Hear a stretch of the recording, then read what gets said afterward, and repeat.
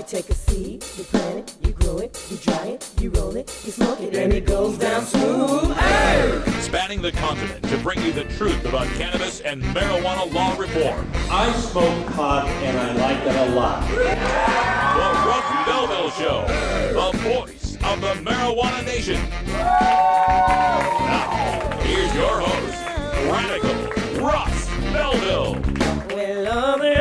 Good day, tokers and tokettes and non-toking lovers of liberty. It is Monday, April 27th, 2015, and it's got to be 420 somewhere in the world. So glad you could be with us today. It is a gorgeous day here in Portland, Oregon. The sun is shining, temperatures in the 70s. It's a beautiful day to be a marijuana legalizer, but not such a beautiful forecast for some folks up here in the Pacific Northwest. We're going to be telling you all about the changes coming to Washington State's medical marijuana program. That bill did get signed this weekend, and so in our Behind the Headlines segment, we're going to take a look at what Washington State's medical marijuana will look like on July 1st, the same day that Oregon State's marijuana legalization goes into effect. So there'll be a lot of celebration south of the Columbia River and some lamentations north of the Columbia River, I'm afraid. Also on the show today, we're going to take some time to go into the drug war data mines, where finally Kevin Sabet from Project Sam, you know him, he's the Joker to my Batman. Kevin Sabet from Project Sam has finally issued a reaction to Sanjay Gupta's third installment of the Weed series, Weed 3, his documentary that aired last Sunday. Kevin Sabet's finally got something to say about it, as Dr. Gupta called for national legalization of medical marijuana, and right now. Of course, Kevin Sabet doesn't think it should be right now. We'll tell you what he does think, and that is he thinks marijuana leads to schizophrenia. Yeah, so in the drug war data mines, we're going to take a look at over a century's worth, almost a century and a half worth of data on schizophrenia rates in the world and see how they've risen and fallen compared to the cannabis use rates worldwide. I don't think anybody would be very surprised with what we come out with, but stay tuned for that. Drug War Data Mine coming up. Also on the show today, it's Monday, so we have our regular visit from the doctor. Dr. Mitch Earlywine will be joining us for our Cannabis Q&A segment. You can ask him your live questions about marijuana culture, science, history, or health at our toll-free number, 84-420-RADIO. That's 844-207-2346, or you can still dial direct at 971-533-7111.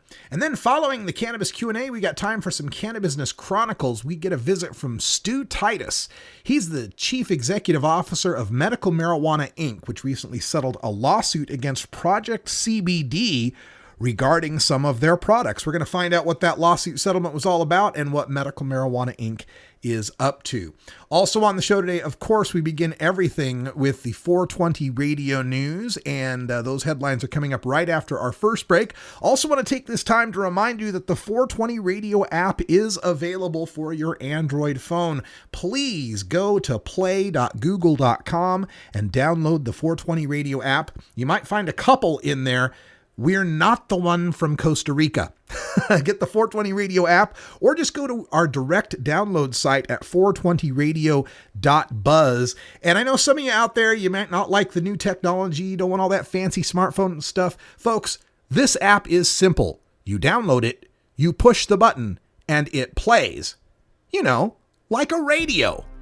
Imagine that.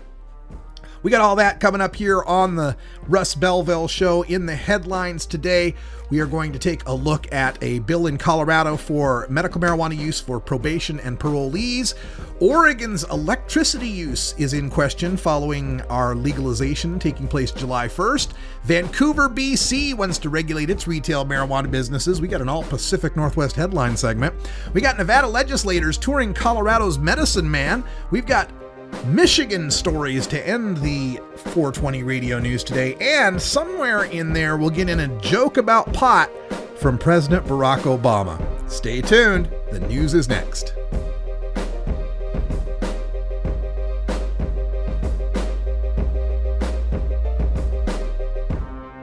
You're tuned into the Russ Belville Show, the voice of the marijuana nation.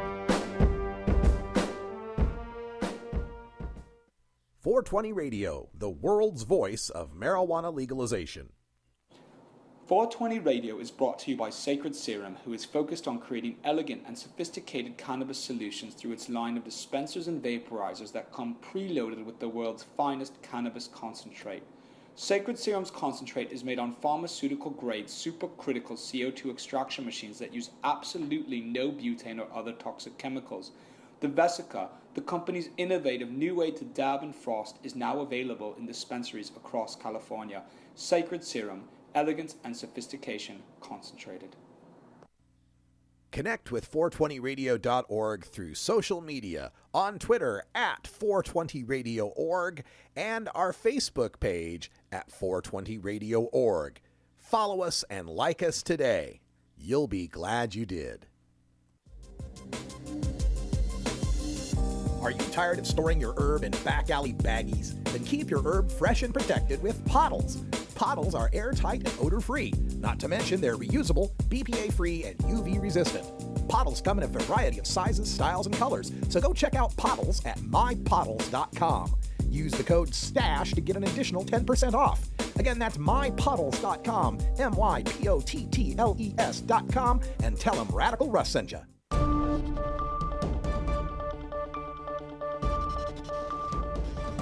It's time for the 420 Radio News, covering the latest headlines in consumer cannabis, medical marijuana, and industrial hemp. Transcripts of 420 Radio News are available daily on our website at 420radio.org. Now, here's Russ Belville with your marijuana headlines in 4 minutes and 20 seconds. This is your 420 Radio News for Monday, April 27th, 2015. A Colorado bill to allow medical marijuana use by people on probation or parole is on its way to the governor's desk. Colorado has allowed medical marijuana use for 15 years, but not by people on probation or parole. A bill that passed the Senate 34-1 Monday would change that policy so those with permission to use marijuana for medical purposes wouldn't be charged with violating parole or probation. The bill has already passed in the House. Legislative analysts who conducted research for the bill didn't know how many people have been cited for violating parole or probation after failing a marijuana-related drug test. As Oregon prepares for legal marijuana on July 1st, the state's energy agency is looking for ways to curb electricity use by indoor pot growers. Indoor marijuana gardens are well-known power hogs, but Oregon faces a dilemma as it researches how to extend its energy efficiency programs to the cannabis industry. Federal money that typically helps pay for efficiency projects cannot be used for any activities that involve pot. The Northwest Power and Conservation Council estimated in September that energy demand from pot growers in Washington, Oregon, Idaho, and Montana will nearly double over the next 20 years. Vancouver, British Columbia, Canada has a plan to regulate retail marijuana businesses. The Canadian federal government is voicing its opposition against the motion, saying that could be a leap forward with legalization of pot, which is still officially illegal. Vancouver already has about 80 unlicensed dispensaries. While Ottawa wants City of Vancouver to shut down marijuana shops, local Mayor Gregor Robertson has defended the regulations as, quote, common sense, end quote. The new proposed regulations in Vancouver will require pot shops to pay the hefty licensing fee of $30,000 Canadian. Aside from a steep licensing fee, regulations would ban dispensaries within 300 meters of schools and community centers, as well as within 300 meters of another dispensary. With smiles, selfies, and a few nervous chuckles, a group of Nevada legislators and policymakers got a first-hand look at Colorado's fast-growing legal marijuana industry this weekend, coming face-to-face with thousands of green-growing plants. The group met its Colorado counterparts and toured several marijuana stores, including the high-tech 40,000-square-foot Medicine Man in Denver, one of the state's largest. Quote, "Last time I was in one of these, we were doing a bust," end quote, joked Ron Dreyer, a former narcotics and homicide detective who now works for the Peace Officers Research Association of Nevada. Quote, "Life changes, huh?" End quote, said State Senator Rich Tick Segerblom, a Las Vegas Democrat, who shot back with a laugh as the two men took pictures of the plants.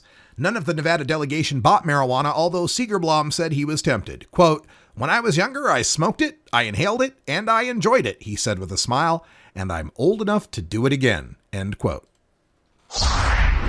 The Marketing Resource Group survey of 600 likely Michigan voters revealed 51% support for legalizing marijuana if it was regulated and taxed like alcohol.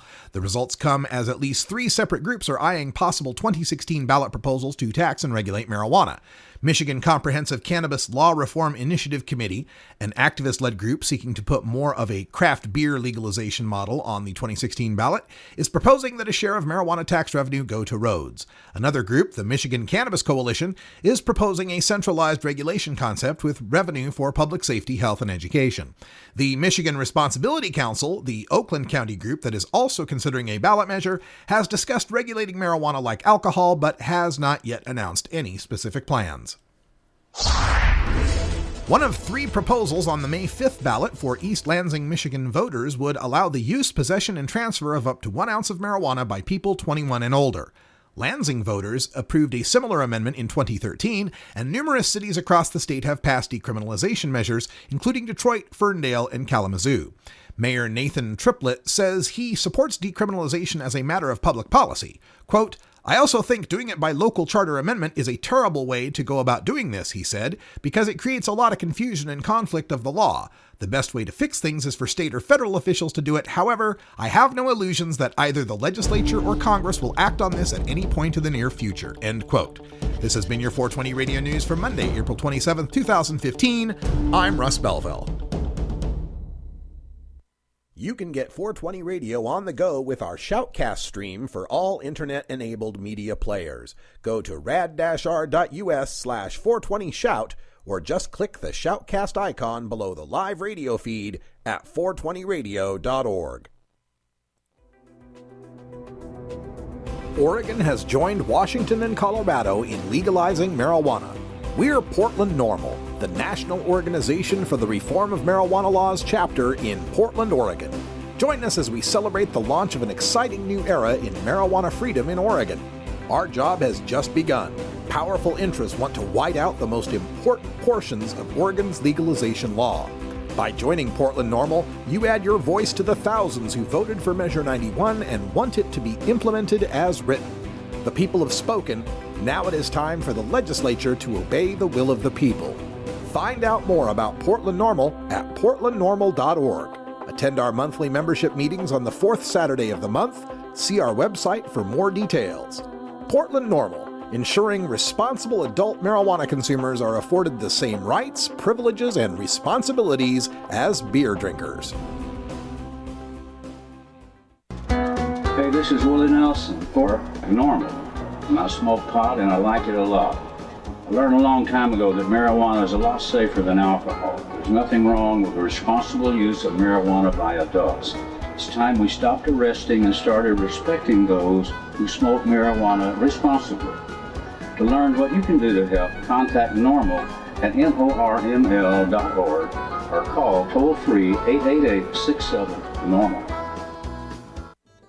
The Fingerboard Extension has fretted instruments to enhance your creativity. It has new and used guitars and banjos from beginning to high class. The Fingerboard Extension has National Resophonic, Huss & Dalton, Larrabee, Heritage and Recording King guitars, and Mike Ramsey, Wildwood, Gold Tone, and Recording King banjos. The Fingerboard Extension also has drum stuff, used gear, and parts. Stop by the Fingerboard Extension, downtown Corvallis, Oregon at 120 Northwest 2nd, or check out the inventory on the web at fingerboardextension.com and reverb.com.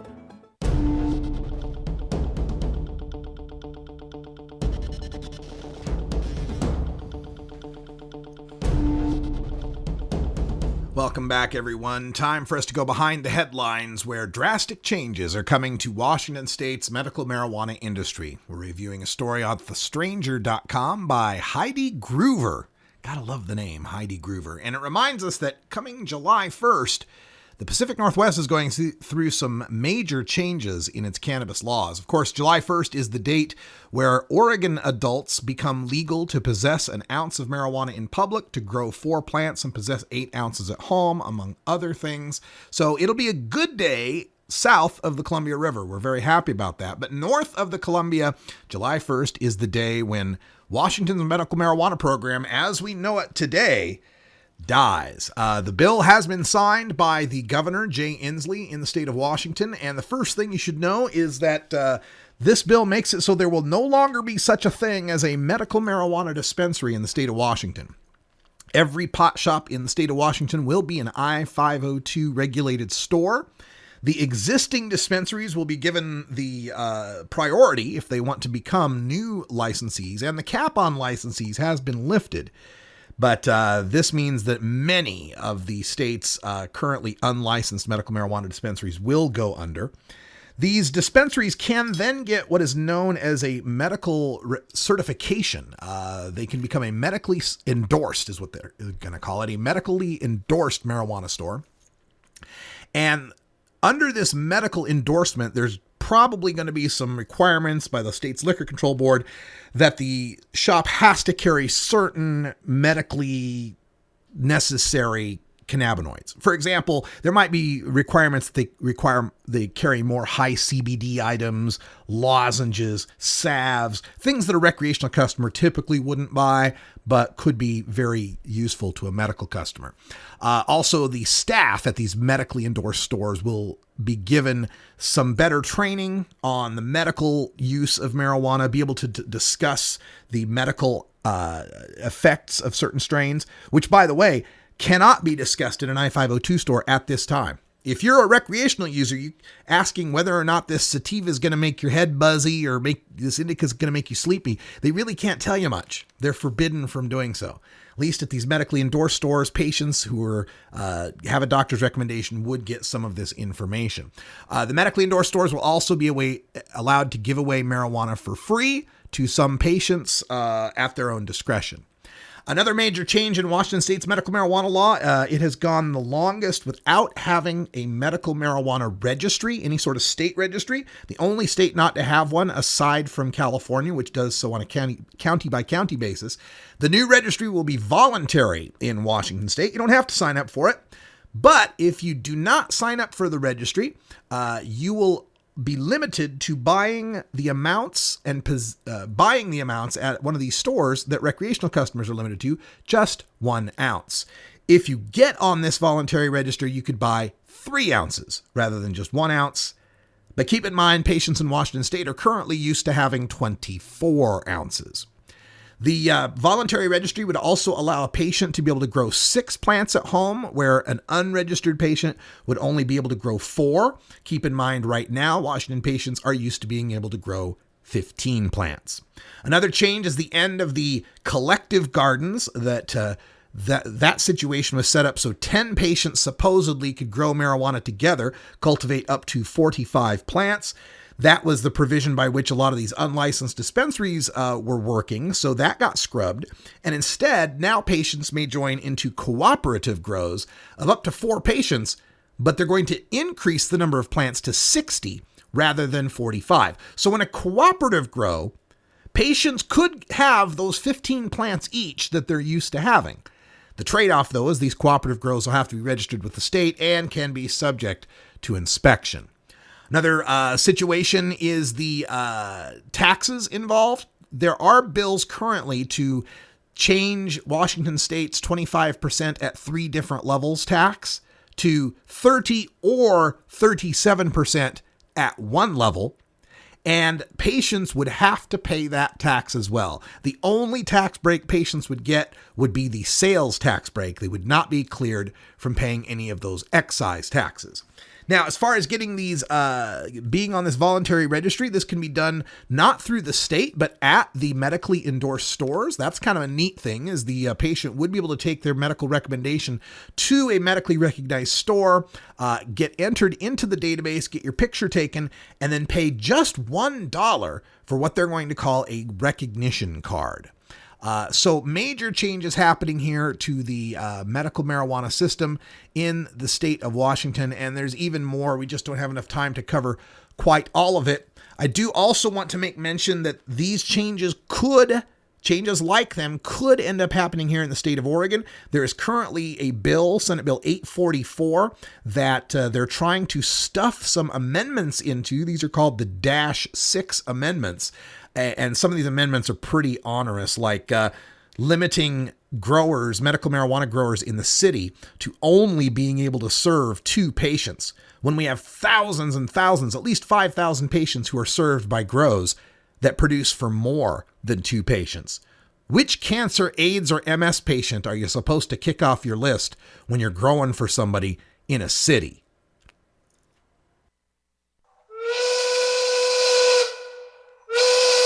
Well, Lottie frickin' da! Yeah, the Washington State changes do suck. I am not at all going to pretend that they don't. However, don't blame recreational marijuana for that. Blame the fact that medical marijuana has been running roughshod, Wild West, unregulated for 16 years now. There's no way the 2 systems could have stayed the way they were. You can get 420 Radio on the go with the TuneIn Radio app for all mobile platforms. Go to rad-r.us/420tunein or just click the TuneIn Radio icon below the live radio feed on 420radio.org. Get.Buzz. .Buzz is the internet platform that fuels community interest, excitement, and new experiences. .Buzz is the premier online destination for internet users seeking the latest news on a variety of topics. .Buzz appeals to groups active in blogging, communications, journalism, advertising, and marketing. .Buzz offers registrants a stronger alternative to the shrinking namespace of existing top-level domain names, such as .com, .net, and .org. Get your name now at get.buzz. Oh man, I really dig this tune. You should really check out this groove. Cool.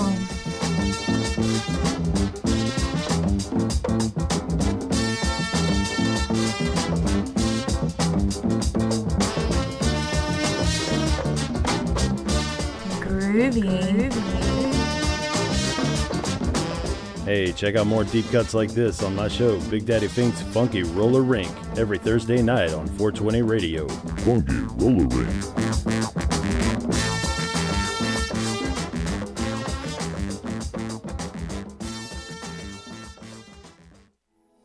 Support for 420 Radio comes from Kick-Ass Cannabis and Veggies, a guide to gardening with nature, authored by Kip Zonderkop. Based on the ethos that a living soil is the foundation of a thriving garden, Kick-Ass Cannabis and Veggies is your guide to naturally growing resinous buds and nutrient-rich veggies. Get the ebook now with instant download at kickassorganics.com. Previews available on Amazon, iTunes, Nook, Google Play, Kobo, and many other online retailers. Arguing for the end of adult marijuana prohibition is easy because we have facts, science, reason, compassion, evidence, truth, and logic on our side. It is even easier when researchers catalog it all for us. Learn how to gather the facts on marijuana use, arrests, seizures, rehabs, drug tests, and more in this edition of Drug War Data Mining. Oh, welcome back, everyone. Time to get into the Drug War Data Mines, and I've been waiting a long time for this one because I knew as soon as Dr. Sanjay Gupta would come out with a brand new special, Weed 3, that there would have to be a response from the Joker to my Batman, Mr. Kevin Sabet, the head of Smart Approaches to Marijuana, aka Project Sam, the nation's leading and only anti-marijuana legalization group. And sure enough, he did, because, you know, when the first weed documentary came out, you got to remember, Kevin Sabet's rationale for opposing medical marijuana was that it wasn't medicine. Oh, it's not medicine. Yeah, it is not medicine. And then, of course, weed came out and showed Charlotte Figi using cannabidiol oil and going from 100 seizures to none. And he could no longer say marijuana wasn't medical. So then it was, it's just the constituents of marijuana that are medical. The CBD oil, that's not marijuana, that's CBD. It doesn't get you high. And then Weed 2 came out and showed people that were getting benefit from the THC in marijuana. So he had to abandon that line of reasoning, and it had to be, it's medical, but we need to have more study. We don't know. You'll even see it in his rhetoric lately as he responds to Weed 3. This is the quote from Kevin Sabet on Weed 3. The title of his post was, CNN Weed 3 Special Overstates Marijuana's Medical Potential. Right there in the headline, he's implying that there is medical potential for marijuana. He's no longer denying the medical utility of marijuana, just saying it's overstated now, being oversold. So here's Kevin Sabet's money quote. He wrote about 5 paragraphs, but this is the money quote in his opposition to Weed 3. He says, quote, Sam wants the best medicine for persons with PTSD, epilepsy, cancer, or any other disease. Unfortunately, CNN is highlighting a few stories to portray marijuana as a miracle drug, when in reality, it is a drug that can result in serious long-term consequences like schizophrenia. Okay, schizophrenia, huh? Kevin, you really want to go to the schizophrenia angle? Is that's what you're going to hang your hat on this time? Is the schizophrenia? All right, well, let's talk about that just a little bit. First of all, schizophrenia is a diagnosis, a very serious mental illness, the diagnosis for which hasn't changed much in over a century. It's been pretty much the same situation for years now when it comes to diagnosing people with this disorder. So I decided to go to the data mines and take a look at some of the information I could find. First of all, I took a look at globally, which are the countries that have the greatest incidence of schizophrenia? Where is schizophrenia the worst? And what I found is it was mostly in Indonesia. You know, look there in Indonesia and Guinea and Malaysia, some pretty high instances of schizophrenia. And then it was somewhat worse. I guess the next worst areas would be Southern Asia, China, India, even over into the Middle East. It's fairly prevalent, schizophrenia. And then it was a little less prevalent as you go to South America, Latin America, Central America. Africa, a little less prevalent. Russia, that area, Eastern Europe, even less prevalent. And then the places in the world with the least prevalence of schizophrenia, United States, Canada, Europe, Australia, New Zealand. Now, what do those countries also have in common? Those are the places with the highest marijuana use rates.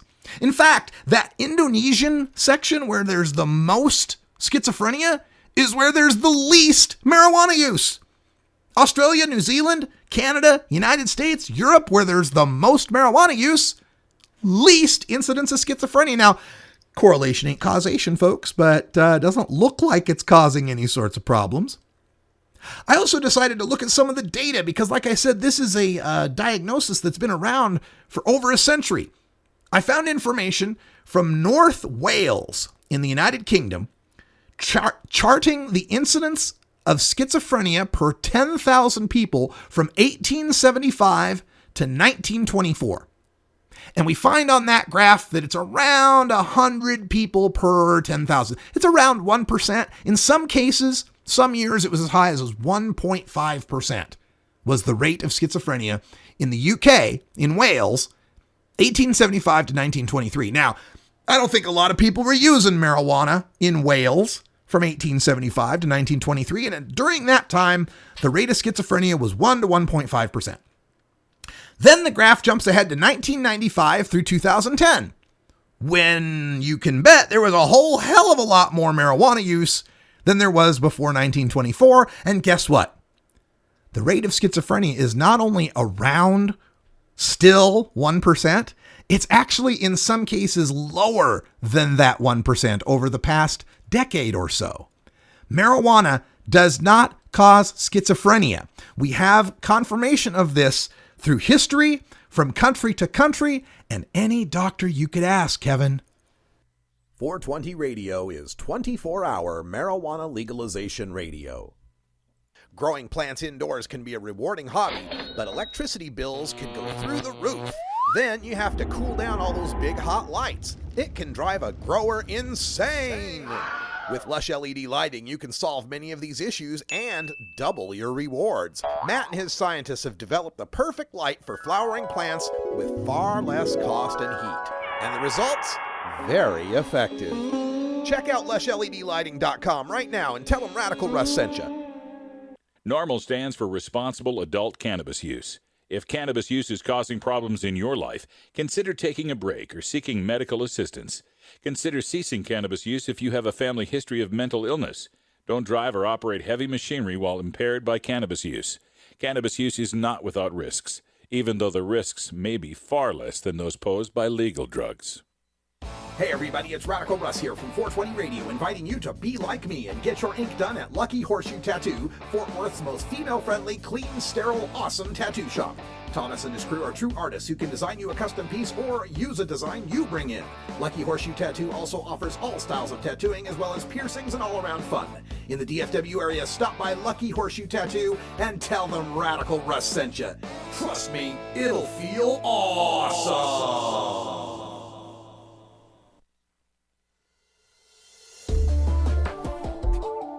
It's time for the Russ Belville Show's Cannabis Q&A with Dr. Mitch Earlywine. Dr. Earlywine is a professor of psychology at the State University of New York at Albany and a leading author and researcher on cannabinoids and health, who pins the Ask Dr. Mitch column for High Times magazine. Get your questions ready in our live chat or call in to 971-533-7111 now. Welcome back, everybody. It's 31 after the hour and time for us to get into our cannabis Q&A with Dr. Mitch Earlywine. We're still trying to reach Mitch on the phone here. Having a little difficulty connecting. We'll see if we can get him on Skype. Perhaps he's online. Remember, you can always send your questions for our cannabis Q&A segment via email if you're shy and don't want to call in. The email address is 420research@gmail.com.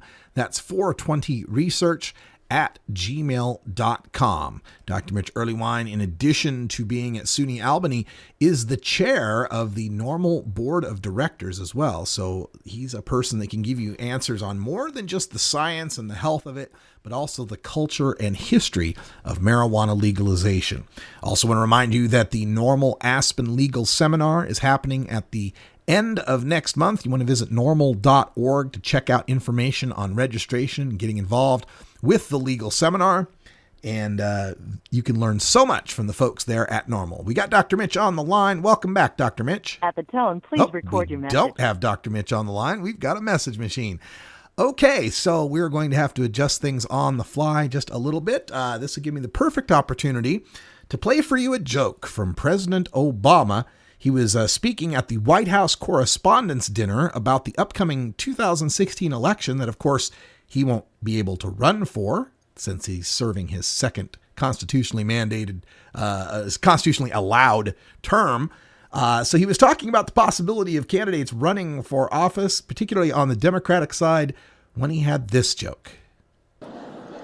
And Bernie Sanders might run. I like Bernie. Bernie's an interesting guy. Apparently, some folks really want to see a pot-smoking socialist in the White House. We could get a third Obama term after all. Could happen. There you go. President Obama's joke at the White House Correspondents' Dinner. We're going to have to take a break because I'm unable to reach Dr. Mitch today. My apologies to everyone who wanted to tune in for Cannabis Q&A segment. He just doesn't seem to be available today. We'll get back to him next week. Also, don't forget, this weekend is the Global Cannabis March. That's right, May 2nd in most places around the country and around the world. We'll be meeting to march for cannabis freedom or celebrate cannabis freedom. We'll be joined at Pioneer Courthouse Square by Oregon NORML, CRRH, Portland NORML, and others to celebrate our marijuana freedom coming July 1st. Be right back. Stick around.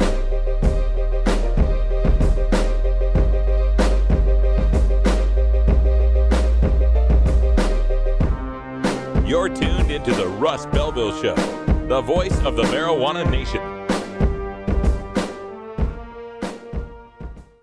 420 Radio, the activist radio station. This is Radical Russ encouraging you to take a look at the Weed Blog every day. Johnny Green and the staff at the Weed Blog are on top of all the latest developments in the fight to end marijuana prohibition nationwide. You can even get the Weed Blog on your smartphone by installing the Weed Blog app for iPhone and Android. If it's about weed, it's on the Weed Blog, including my original writing. So don't delay. Read the Weed Blog today.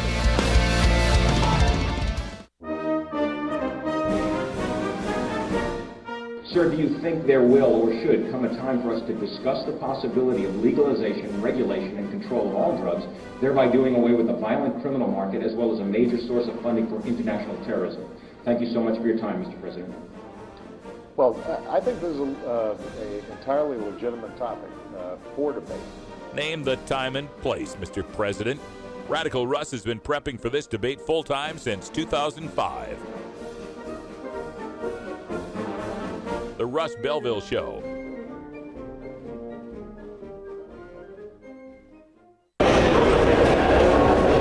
Hi, everybody. Radical Russ here at the High Times Cannabis Cup. It's the 420 weekend here in Denver, Colorado. It's actually 4/18, the Saturday. Everybody's getting ready. We're about a little less than an hour and a half away from the doors opening. We're still waiting on our delivery of tablecloths, so we're kind of stuck at the moment as far as our setup goes. But once we get things all set up and more people get in here, we'll do a little wander around and you can take a look at what's happening here at the Cannabis Cup. So until then, take care of each other, tokers. Welcome back, everyone, to the High Times Cannabis Cup. We're on day 2. It is Sunday, and joining us here at the desk, we have got a philanthropist, if you ask me, a man who's doing a lot of good for a lot of people. Please tell everyone your name and your organization and what you're doing. Thank you, Russ. My name is Roger Martin. I'm the executive director of an organization, a nonprofit called Operation Grow for Vets. Oh, yes. Love this organization. We've spoken to a lot of veterans organizations. I'm friends with Michael Kravitz from Veterans for Medical Cannabis Access, and Grow for Vets is doing some great work. Tell them what it is and how this works, how people can help out. Well, our primary mission is to just simply to give free cannabis, primarily in the form of oil, cannabis oil, to veterans who have PTSD, TBI, other medical issues. Oh man, that's amazing. And we're talking about all forms of cannabis oil, not just the CBD oil people hear about. Absolutely. As a matter of fact, we gave away over $74,000 worth of oil in Colorado Springs about 4 weeks ago, and that particular oil was, I believe, 25% THC and 23% CBD, so it's a very good mix. All the veterans have been using it for about the last 4 months, say it's the only thing that's ever helped them with their PTSD. Not one drug the VA's given them has ever helped. Yeah, we've heard that so many times. Now, Operation Grow for Vets, when and where did you start, and how much have you grown? Well, we've grown quite a bit, actually. It's kind of been a blur since we went public. We started actually in January of 2014. We went public in May of the same year, and it's just, like I said, we've just it's been a wild ride, to say the least. And where did you start? We started it actually in Woodland Park, Colorado, which is where I reside. And so are we just Colorado-based, or are you expanding beyond the state? No, we started out in Colorado, and we hope to open chapters in at least 6 other states in this year. So. Now, someone out there who's a grower who wants to help you guys out, what do they have to do? Well, if they're in Colorado or in the future in other states that we open up with, the main thing you can do is donate their trim and shake to us, because that's what we use to make the oil. Some people give us bud, and we use that obviously too. That increases the quality. Yeah, thanks for the bonus on that. So, but yeah, that's what we need primarily. And people can donate money. They can go to our website, grow, GROW, and the number 4 vets. VETS.org, so growforvets.org, or they can Google us or whatever. They go to our website, they can help us out with financial donation as well. Oh, that's wonderful. Now, what compelled you to get involved doing this, and what is your background generally? Is this something that was way out of the ordinary for you to get involved with? Well, actually, it's way out of the ordinary for me to be involved with. I am a veteran, an Army veteran, so that was a natural, I guess.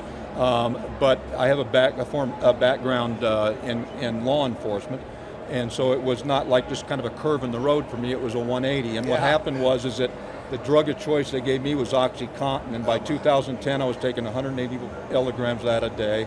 And 180 milligrams, what's a standard pill? Well, it depends. They come in anywhere from 10 to 60s, and I was taking 360s. Wow. Yeah, so I mean, it was crazy. So anyway, I took 20 to 30 milligrams of Ambien at night, and I could only sleep 1 to 2 hours. Fortunately, I met a doctor in Lake Tahoe who said, well, why don't you try cannabis to get off of that stuff, and I did, and it worked, and the rest is history, as they say. I met some young vets subsequent to that when I was training a German Shepherd puppy who were training their dogs for PTSD. I was in a fortunate position. I didn't need to have an income, and so I I thought we'll just give it away, and we'll give it away to veterans. So that's how it all started, Russ.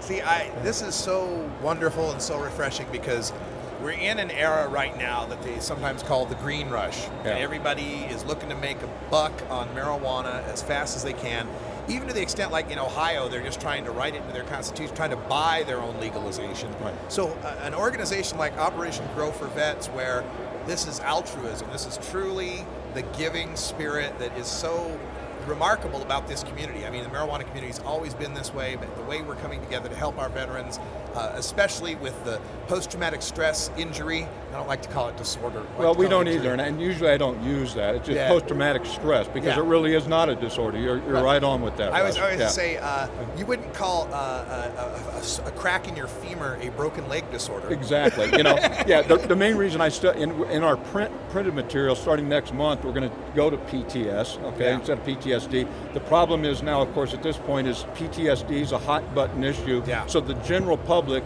knows it as PTSD. So we're going to start putting PTS and then in parentheses put PTSDs, just so they know it's the same thing, Russ. You're kind of in that spot that NAACP is in. The initials are so familiar. That's by right. now. That's right. Yeah. Well, whether or not the term is politically correct anymore or not. Yeah. Right. Yeah. And we got the TBI, of course, traumatic brain injury. Yes. And tell folks how the cannabis oil is helping in that regard, because there's a lot of new understanding about this. Well, there is, and it's a situation again where cannabis is proving to be literally the only thing that's helping these veterans in terms of any kind of a drug or any kind of an herb or anything like that. There are a lot of organizations that have other wonderful programs that have nothing to do with cannabis. The main thing, especially with PTS, and with TBI too, is to give the veterans something to focus on besides the bad things that are in their head. Whether it's raising a dog and having a dog that depends on them for their food and their life and so on and so forth, or if it's an organization that provides them with an outlet through artistic creation or whatever the case might be. There are a lot of wonderful people out there trying to help veterans right now, fortunately. Now, we've had Senators Gillibrand, Paul, and Cory Booker, who have sponsored the Carers Act in the Senate that would alleviate some of the problems veterans are having with access to medical cannabis, even in the states where medical cannabis is legal. There's been movement in the House as far as allowing states' rights to medical marijuana. And so what is the state right now for veterans in the medical cannabis states that are trying to get this oil and get this medicine? What you brought up is a big issue, Russ. I'm all about advocating strictly for veterans. I personally now, based on what I've learned in the last 2 years, I don't think cannabis should be regulated even. I mean, it's just an herb. It's like tomatoes or something, But, the government wants to make money off of it, so that's kind of the route that they've taken. The problem that we face, I get emails and calls from veterans every day, primarily saying two things. First of all, they cannot live another day with all the pills the VA shoving down their throat. And then another thing they often say is that they're moving to Colorado so they don't have to be a criminal in their own state. The issue then becomes the fact veterans who don't live in legal states, why should they be treated as second-class citizens when the veterans who are in Colorado or other states where it's medically legal can gain access to the medicine, if you want to call it medicine, that they really need?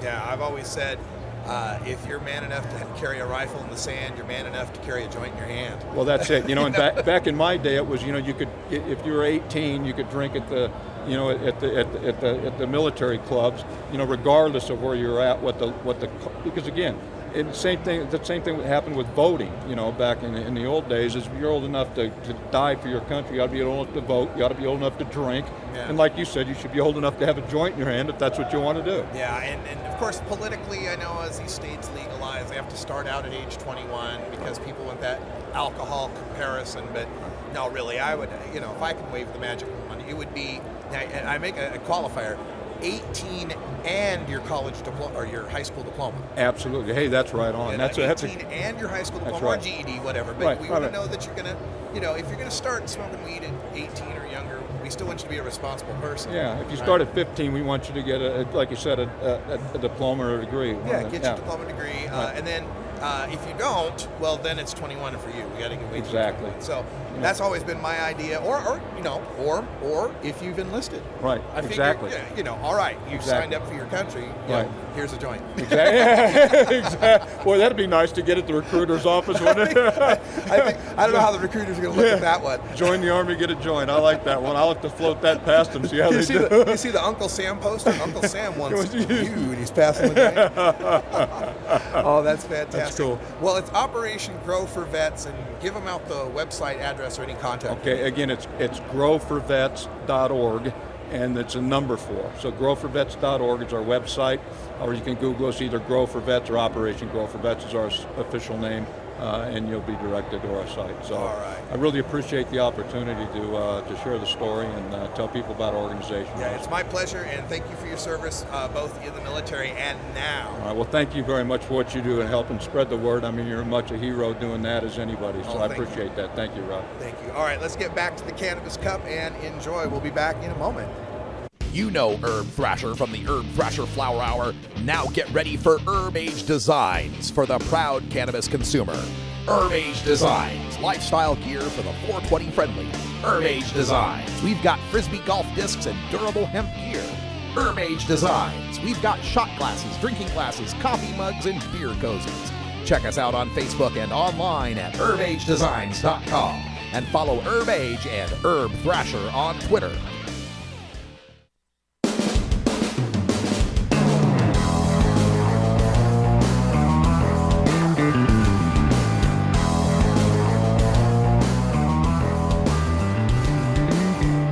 Mark Twain once said that when there's a gold rush, it's a good time to be in the pick and shovel business. Today we look at the rapidly evolving markets in the marijuana green rush in our Cannabusiness Chronicles. Welcome back, everyone. 46 after the hour, and last week I received a press release that caught my attention, telling me that there was a $100 million lawsuit filed by Medical Marijuana Inc. over a special report by Project CBD. And that caught my attention because, of course, I've heard of Medical Marijuana Inc. and the business they're doing, and I know folks that have put together Project CBD. So I wanted to find out what's going on with that. Apparently, there has been a settlement, and joining us here to discuss it is the CEO of Medical Marijuana Inc., Stuart Titus. Stuart, welcome to the show. Hi, how's everything with you? Oh, doing fantastic. I'm so glad I was able to get you on the line. And just so folks know, I've also reached out to the people at Project CBD to get one of their representatives to speak to us. But as of showtime, didn't get any response back. So we'll just go with you, Stuart, and we'll tell the story. How's that? That sounds fine to me. Okay, so I need to find out what's going on with this particular lawsuit. And I think what this had to do with was a test result on a product you guys have, Real Scientific Hemp Oil, known as RSHO. Can you tell us what that Real Scientific Hemp Oil is?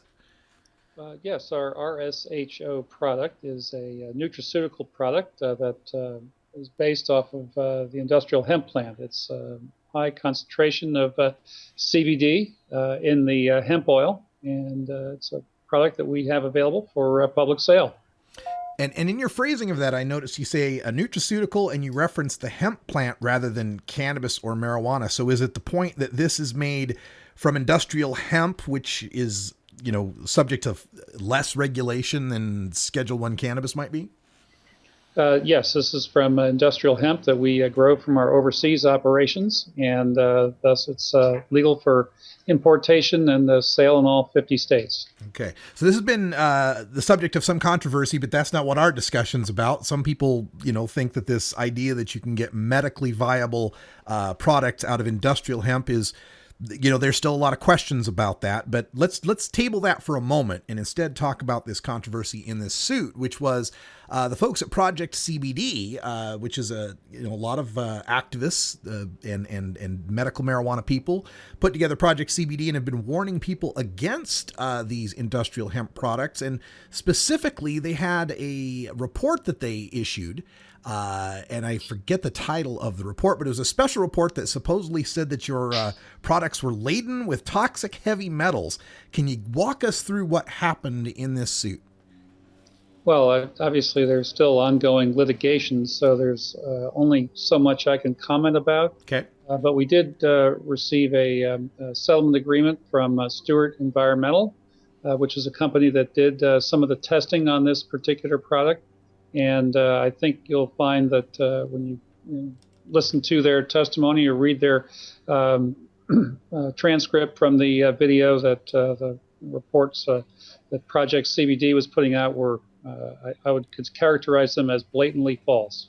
Blatantly false. And this was based on, if I remember what I was reading from the settlement and the suit, what I saw that was emailed to me, had to do with the fact that what was reported by this Stewart Environmental Lab was preliminary, or a draft of some sort, that then got taken by Project CBD and blasted as if it were the fact.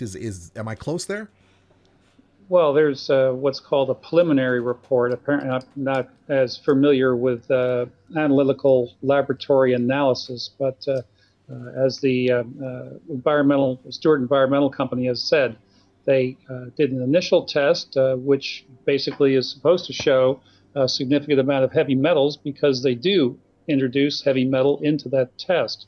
And then they do a second test, which they then remove all the heavy metal toxins and search for extracts that still may be remaining. Again, I'm not as familiar with this. It's a fairly detailed analysis. However, the preliminary report, where they introduced all these heavy metals, was actually then produced and somehow got into the hands of Project CBD.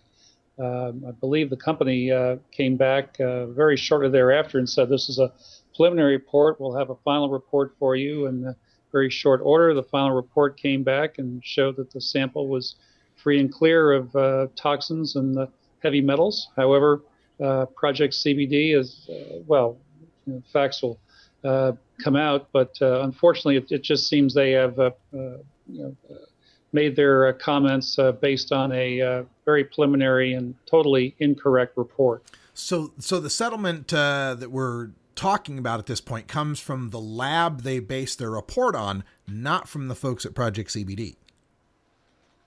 Well, let me try to clarify this again. Project CBD put out a report that basically mentioned that our product was very toxic. I believe in the final analysis, the laboratory that did that report, called Stewart Environmental, mentioned that our product is free and clear of toxins, and was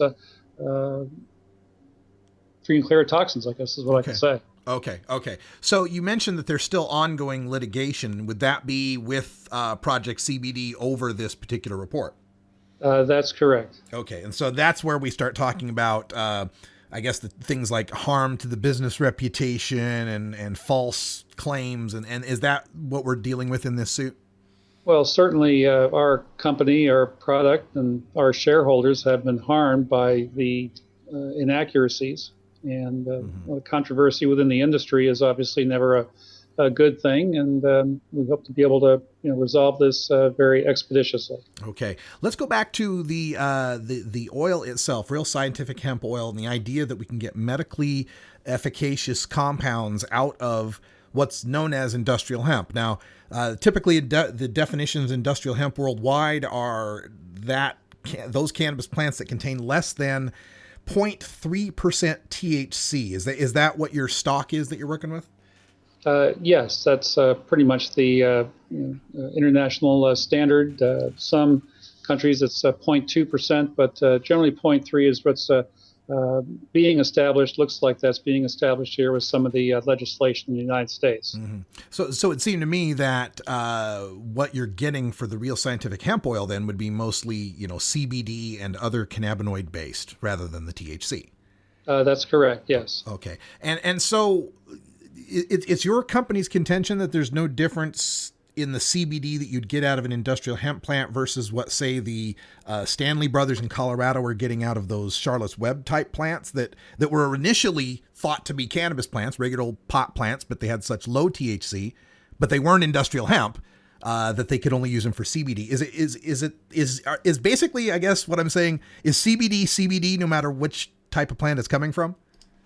Well, I think that question might be better answered by the scientific community. Certainly, we believe there's some potential health and wellness benefits from CBD from the industrial hemp plant. I think there's a tremendous amount of scientific research going on right at the moment on CBD.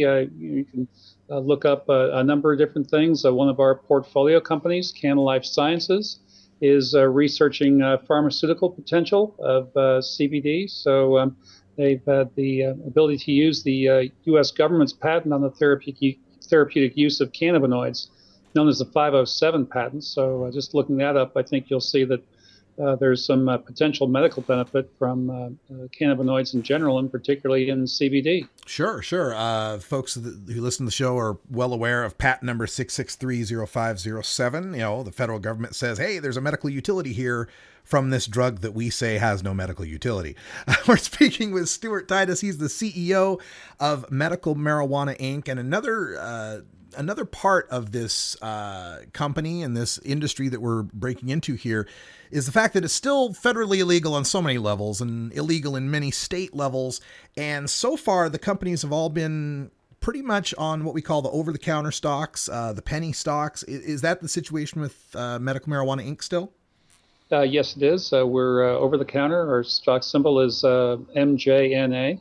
Okay. And you know, this has been, it's a really, from what I gotta say right off the top that I'm not a stock market guru in any way. I have no idea how that high finance stuff works, but I always hear warnings from people. Be careful of the penny stocks, especially in marijuana, since it's so new and the feds could do this or that. What's your take on this? I mean, I imagine you're very pro penny stock given that you're selling them, but what words of advice would you give people in this market? Well, certainly it's a growing and emerging market.